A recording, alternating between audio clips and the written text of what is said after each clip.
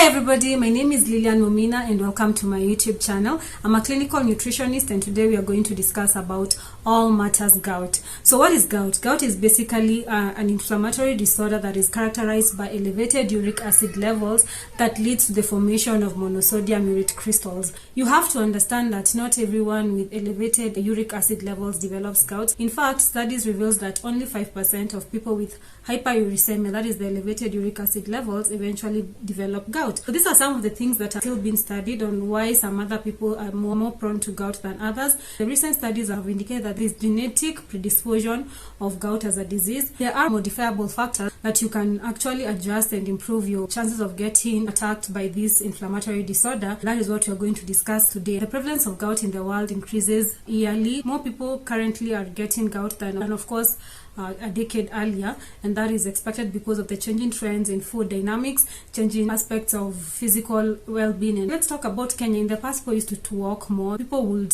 play more, even children, and it was a norm for people to eat more vegetables. I don't know if it's unfortunately or fortunately, there has been a lot of revolution and a lot of industrialization in terms of global and international trade, and this has made availability of more processed foods through our table. So it's not a bad thing economically, but it is a bad thing for the dietary aspect and the health. There was also this craze about reducing the intake of fats that increased the carbohydrate intake. So you're getting that we are currently, consumption of carbohydrate is more than 30% more of what you used to consume like 2 decades back as a country. This is very unfortunate because there has been a lot of association with processed and refined carbohydrates, the elevated intakes of processed and refined carbohydrates with increased metabolic disorder. So what are some of the risk factors that predispose you to getting gout? One of the things that will predispose you to getting gout is genetic. So if you have a family history of people with gout, I remember the first case I saw of a person with gout. I was in second year. I was doing brand promotion somewhere along Gara there, so I was engaging a client. This guy, his hands were a bit tinted. He could not comfortably move his hands. Walking was also a problem. He had a clutch. In the process, we started conversing and he told me he had gout. The good thing about gout is that you can manage it when it's in acute level to reduce progression to the chronic levels, but unfortunately most people usually avoid even the diagnosis. Most people do not even go for checkups. There are certain things that you will want to adjust or to readjust if you are at risk of getting this disease, because if left untreated, if left uncontrolled, it can cause disability if it gets to the chronic stages whereby now it has affected your joints, it impairs your movement, it impairs your normal functioning, it reduces your quality of life, and of course when you're having this disorder, it reduces your lifespan. So we need to make sure that you control these disorders before they get to that, and that is why we are here. The second risk factor is you being overweight. Obesity is a metabolic syndrome that is basically due to the relationship between behavior, hormones, and dietary interactions. You being overweight is a lot of pressure on your joints. Another risk factor would be alcohol consumption. Alcohol, ethanol metabolism in the body leads to increased uric acid levels. So the more you consume, the more frequent you consume, the increased quantity and frequency of alcohol consumption, the higher your risk of getting metabolic disorders such as gout. So you need to make sure that your intake of alcohol is controlled. The other risk factor is overconsumption of high fructose or high sugars. Intake of sugar. As I always say, sugar is poison. Your body does not need the fructose. Your body does not need the sugar. Intake of table sugar. Your body does not need the sweet cakes, the sweet ice cream, the sweet yogurts, all those. Sugar is very, very toxic in your body. And if you're at risk of any chronic disorder, you would want to reduce the intake of sugar, fructose. It triggers high levels of inflammation. It increases the reactive oxidative species. This increases oxidative stress and this triggers inflammation. And also there is also the end product of the metabolism of fructose in the liver. There is also the release of triglycerides, the release of droplets, fat, lipids, and all that. And there is also the release of uric acid. And the other risk factor is basically the comorbids that come with gout. Hypertension, who is taking medication on hypertensive drugs, which are the diuretics. Having a high blood pressure reduces the glomerular filtrate in the kidneys. It reduces the filtrate and this reduces excretion of the uric acid. The body has endogenous purines in itself. So there is release of uric acid from the body, and this uric acid the body produces is used as an antioxidant. As I said, not everyone with hyperuricemia will develop gout, because the body has a system of maintaining and making sure that the uric acid that it produces is well taken care of. It becomes a problem when the homeostasis balance of the body is altered. That is why you will get that maybe the GIT is not eliminating as much as it should be. The amount that was supposed to be eliminated in the gastrointestinal tract will need to be eliminated by the kidneys. This again overburdens the kidney, and again more than 90% of the uric acid that is transported to the kidney from the liver is usually reabsorbed back to the bloodstream for use in the system. One of the ways that you can identify that you have gout, the large toenail swells up and it becomes red, it becomes inflamed, it becomes a bit hot. Unasikia nika unachomwa. It can come as a flare today and then it disappears tomorrow. So another thing that will predispose you to having gout is you being a man. Men get more incidences of gout than women. For women, it increases with age. The older you get, the more you are at risk of getting gout. Women will get these diseases after menopause. The other comorbid we have is diabetes. Insulin treatment increases uric acid levels and also the blood sugar. Elevated blood sugar level, they increase uric acid. We also have cardiovascular diseases. We have the lipidemia.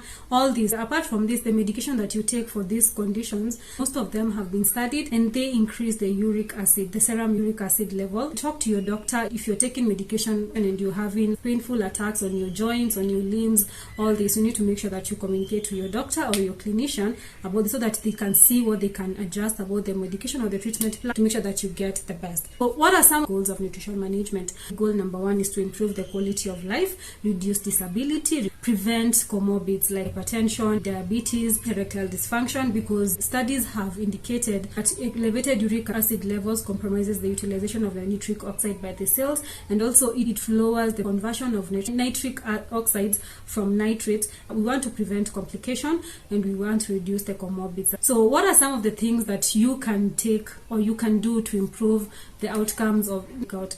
1, you want to make sure that you increase your intake of anti-inflammatory foods.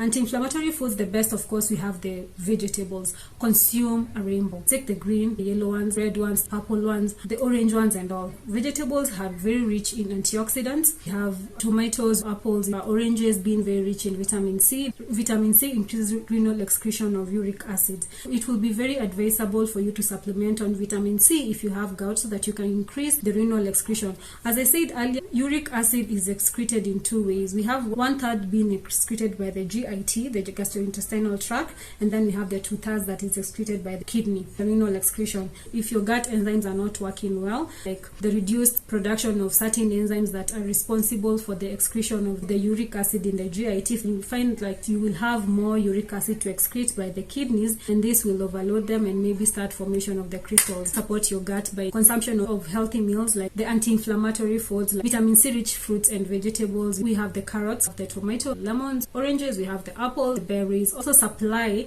electrolytes such as potassium, sodium, magnesium, other minerals such as copper, selenium, vitamin K, and all these improve the kidney functions, and when the kidney is functioning well, it can be able to handle the renal load better. Again, the electrolytes also improve on the synovial fluid in the joint. So when the electrolytes are well balanced, it improves on the joint health. Again, you also want to take the green leafy vegetables because again there is nourishment at cells level, the kina skuma, the kina managu, the kina terere, saga and all that, because they have high qualities of fiber, they have high qualities of vitamins, minerals and all that. We have vitamin C, we have vitamin A, we have selenium, we have copper, we have sodium, we have potassium, vitamins, the iron, folate and all this. So you need to make sure that you take up this because you want to promote your gut health, to make sure that your digestion, metabolism, absorption and excretion goes on well as it's supposed to be. Consume a variety of vegetables and also calciferous vegetables, the cabbages, the broccoli, the cauliflower, the lettuce. All consume a wide variety of vegetables. We want to control stress because in a stressful condition the body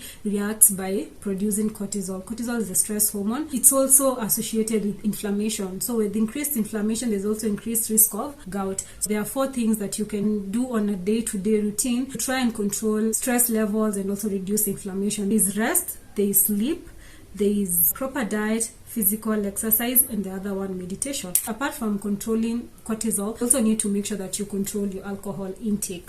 Kenyans love sherehe a lot. Data is available, the dangers of overconsumption of alcohol. But unfortunately, most of us do not want to listen or hear this thing because we've become so dependent. The rates of alcoholism in the country are going higher by the day. And this is very, very unfortunate. Please make sure that you reduce the quantity. Because alcohol, quantity and time, the duration of time that you're drinking, the amount also drinking matters a lot. Drink slowly if you have to, and make sure that you drink a glass of water or a bottle of water in between drinks. If you're doing like maybe 4 glasses of wine, make sure that you're doing at least 4 to 8 glasses of water, so that you make sure that you're also flushing out the toxins. Then the other thing is hydration. You need water to flush out these toxins from the vessels. The way the tap flows is basically the way that your body flushes out toxins. If you're not taking enough water, you will have the crystal deposits in the kidneys, and over time to lead to development of the kidney stones. And this is what we want to avoid. We want to avoid kidney failure. The other thing that you can do is reduce consumption of foods with high purine levels, like the red meats, nyama. Currently, we are seriously advocating for consumption of seafoods because of the healthy fats, the omegas. But again, if you have hyperuricemia and you are at risk of developing gout, you have a family history, it will be advisable for you to limit the consumption of red meats and to limit the consumption of seafoods. There are other sources of protein that you can prioritize. You can do like maybe dairy, milks, yogurt, rumala, cheese here and there. You can also do beans, legumes. You can also do meats, but don't overdo them. Make sure that you controlling the intake. If you have hyperuricemia, you would want to control the intake, additional uric acids from the foods. So you want to limit the intake of foods that are going to elevate your uric acids. What I usually tell people, if you're able to control your intake of fructose, your intake of table sugar, your intake of processed and refined carbohydrates, you increase your intake of healthy fruits, fibrous vegetables and all that, you can get away with having meat every once or twice a week if you still have gout. Because you see, you will have reduced the production of uric acids from all these other foods, so that you can reap the benefits that come with moderate intake of meat. I'm not saying you go eat nyama choma quarter alone. That is a lot for someone who has gout. You need to make sure that you limit your quantities. Kabisa. And again, since you are limiting the seafoods, you can also do an omega-3 supplement because it is great for you. It is great for your brain function. It is great for your health. It is great for your immune system. Also increase your intake of healthy fats like the avocado, nuts, chia seeds. Increasing your intake of the good fat reduces your cholesterol. It reduces the LDL, and then it also reduces inflammation. Don't overconsume. Consume them moderately. Another thing that you can include, of course, in your management is Wheatgrass Green Tea because they are rich in phytonutrients. They are relaxing. They help you reduce stress, they reduce inflammation, and this reduces joint pain. So you need to make sure that your consumption of protein is also well taken care of. You need to make sure that you take in adequate amount of proteins, and you select protein sources from sources with less purines or with purine levels that are not going to trigger your uric acid so much in the blood. You see, beans, legumes, kamande, and jahes are usually high in purines, but studies have revealed that they do not elevate monosodium urate crystals formation in the joints. In addition to protein, they have fibers, and they also have anti-inflammatory markers, and this reduces inflammation in the joints. You're not doing away with meat, you just control the amount that you're going to take. And then use natural spices like garlic, like ginger, the parsley. They have anti-inflammatory, antibacterial, antiviral, and they will help you reduce inflammation. Like take your garlic, like do your dawa every once in a while. Mix your lemons, garlic, ginger, steam them, and enjoy a cup every now and then. It's very, very good for your joint pain. Another thing that you want to consider is also control obesity and reduce weight. If you're overweight and obese, you need to work on your weight. One of the best ways that you can control weight is trying to work towards your hormones. Weight in the body is mediated by hormones and behavior. So the interaction between hormone, behavior, and diet and what you're consuming. So you want to make sure that you're feeding your body, you're feeding your hormones, you're feeding your triggers with the right types of foods. Consume whole foods, consume foods in their natural state. Prioritize intake of organic foods. The more nutrient dense a meal is, the better it is for you. Pizzas, avoid them. Chips, avoid them. Fried chickens and all that, they can be very, very pleasing to the eye, but they're very, very damaging in the body. If you are at risk of any inflammatory related disorder, maybe like gout, you would want to make sure that you control intake of this. Apart from creating a calorie deficit, you also need to make sure that you work for your brain, you work for your hormones, and you work towards a behavioral change. Again, it can be hard, it can be very tasking mentally, it can be a bit discouraging because sometimes you go to the scale, you've lost 5 kgs, the next time you've gained 10. So you start wondering what is wrong. No, do not give up. Be consistent in your plan. Give it your all. do more wheatgrass, do more green tea, do more chia seeds, because again, the cravings, if you have an addiction of certain foods, the withdrawal syndrome can be serious. So you need to make sure that you do your thing gradually. Teach your body, make sure you be consistent. You know you have a problem with weight management, and then you come and start doing a plan that is from Monday to Friday, then Saturday and Sunday unaharibu.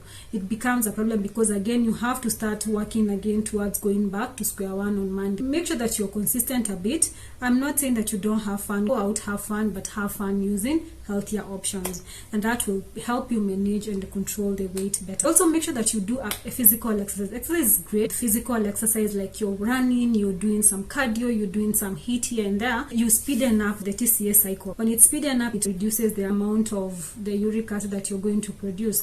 Again, also don't stress too much. If you've gone to the hospital and you've been diagnosed with gout, just make sure that you sit with the dietitian and talk to them. Make sure that you also have your concerns addressed. Be very, very honest. If you love your sugar, say it.